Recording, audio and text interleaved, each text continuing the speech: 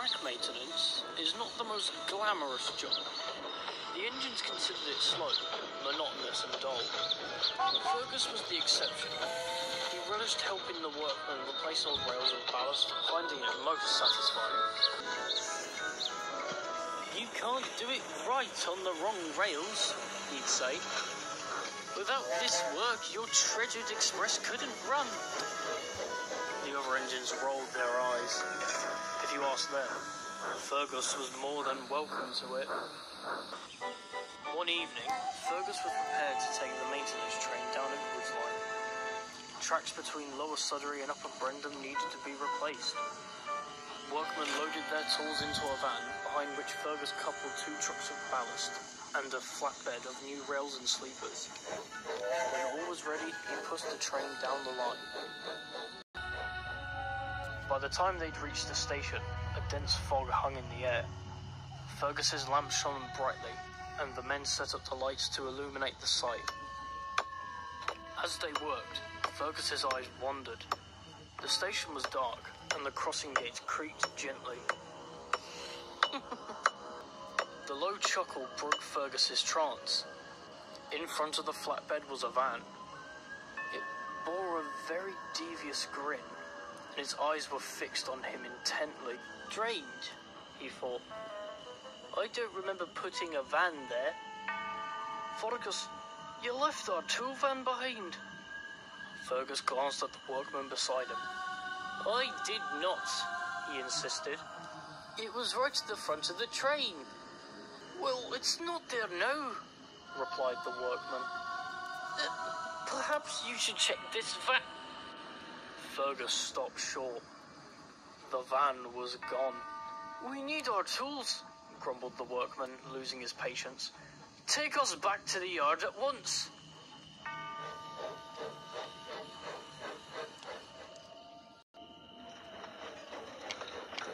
When they returned to Edward Station, they found Boko and the missing tool van.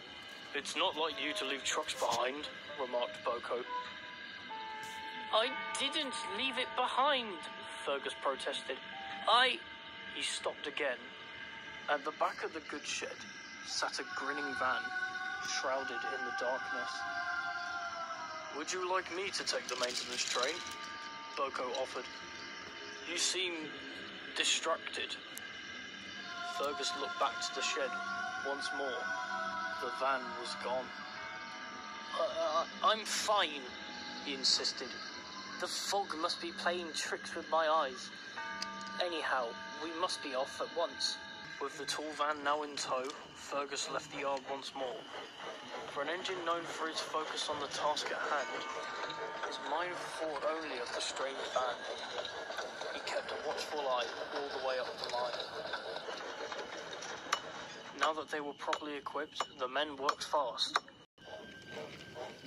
They replaced the rails at Lower Sudbury and slowly worked their way up along the hill towards Upper Brendam. All the while, Fergus was quiet. "Not to worry, old boy," comforted his driver. "We're all a bit forgetful sometimes." Fergus didn't hear his driver's words. He was squinting through the fog towards the head of the train. In front of the ballast truck was a barely visible grin. Then came a sudden rush of wind. Fergus shut his eyes tight as he braced the gale. "Watch out!"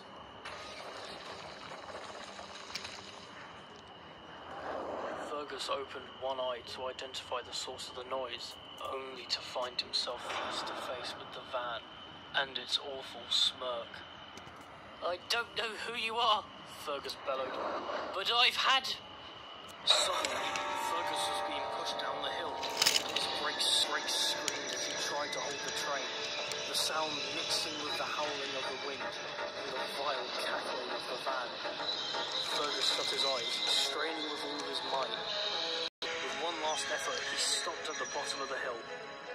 He opened his eyes, and once again, the van was gone. The fog had cleared, and Boko arrived with the breakdown train. The workman spoke to Fergus. "That was some mighty wind. It blew one of the ballast trucks over and sent it toppling down the hill." "Wind can't blow a loaded truck off the rails," Fergus grunted. And where is that other van? Fergus, we keep telling you, there was no other van, except for the one for our tools. Now, we must get this mess cleaned up. I'll find that van and wipe the smug smirk off its face, grunted Fergus. No one interrupts my work. You're not likely to find it, Boko chuckled dryly, for it doesn't exist. Whatever do you mean? The railwaymen have always been superstitious about the number 13, explained Boko. But that doesn't just apply to engines. When a batch of wagons were built, the 13th was always treated with apprehension. Superstitions are nothing but tish-tosh, huffed Fergus. Boko ignored him and continued. I heard of a particularly unlucky van, supposedly the 13th in its batch, and misfortune certainly followed it. One night, an engine derailed while moving it into some old sidings. When the crew returned with a crane, the van had, well, vanished. And? Fergus urged. Some say it was broken up, finished Boko, while others say it was a trickster, roaming the rails in pursuit of mischief. When things go wrong without reason, it's likely the work of the 13th van. Many dismiss it, but you know what you saw. Fergus said nothing. As far-fetched as poltergeist seemed, he couldn't explain how the van moved and disappeared on its own accord. He continued his work with the maintenance crews, but was more focused and alert than ever. He would never admit to believing in ghosts, but every foggy night he remains on guard, lest he received a visit from the 13th van.